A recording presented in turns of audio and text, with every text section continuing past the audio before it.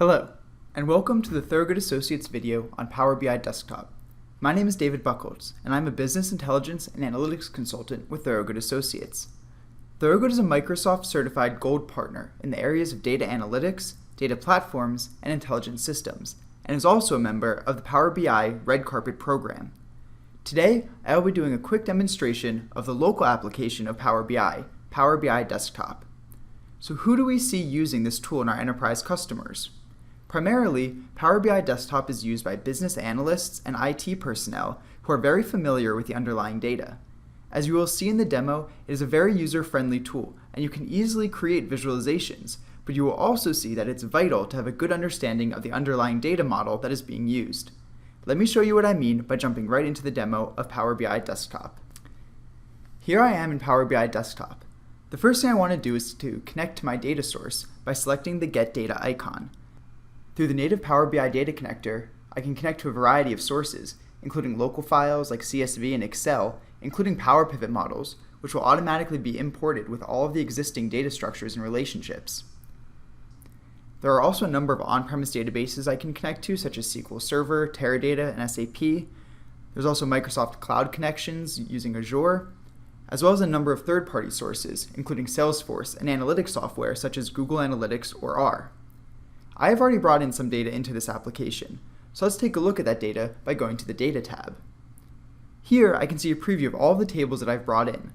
The majority of these tables come from my on-premise SQL Server database, which hosts my policy, claims, and premium information. In addition, I also brought in a table from an Excel file that contains product targets, which I maintain locally. I can use a query editor, which allows me to see all of the sources of my data, as well as making transformations. I can do transformations such as change data types, add calculated measures, and rename columns. I also can see all of the transformations I've made by looking at the steps. Now let's take a look at how I can connect my targets data from that Excel file to the rest of the data from SQL Server. But to do this, I'll look at the Relationships tab. Here we can see all of the tables and connections that make up my model. Most of the connections have been auto-generated by Power BI, but as you can see, my product targets table coming from Excel is not connected. But I can simply create a connection by dragging and dropping the product group code from one table to the product line table, and the connection is made. Once we have the underlying data with transformations and relationships, we are ready to get started by creating visualizations. As you can see, we start with a blank canvas to create our visualizations. I have a number of different options on the right of which visualizations to choose, as well as all of my data to the far right. I am interested in comparing my product targets, which come from that local source file, and comparing them with the premium data, which comes from my enterprise data warehouse. So I'm going to first add a bar chart and bring on premium. As you can see, as I click the checkbox next to a dimension or measure, my visualization is automatically being created. So I want to view this premium data by category, so I'll choose my product category hierarchy.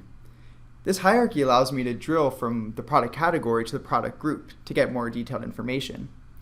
I can also resize my visualization and customize it, so in this case I'll sort it by premium.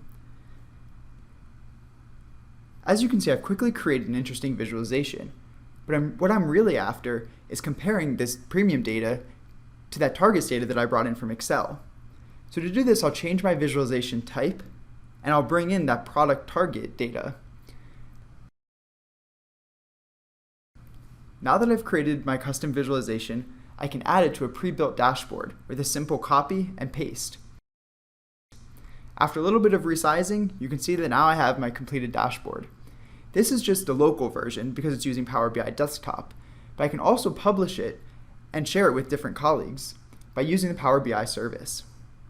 As you can see, by first understanding my data and creating simple connections, I can quickly create visualizations that help drive decision-making using Power BI Desktop. Thank you for watching, and be sure to check out the next video in this series to see how we can use Power BI service to share dashboards and collaborate with colleagues. Feel free to email me if you have any questions about Power BI or how it can be used in your organization. If you want to learn more about Power BI, be sure to visit our website at thorogood.com to see our upcoming Microsoft Business Intelligence events.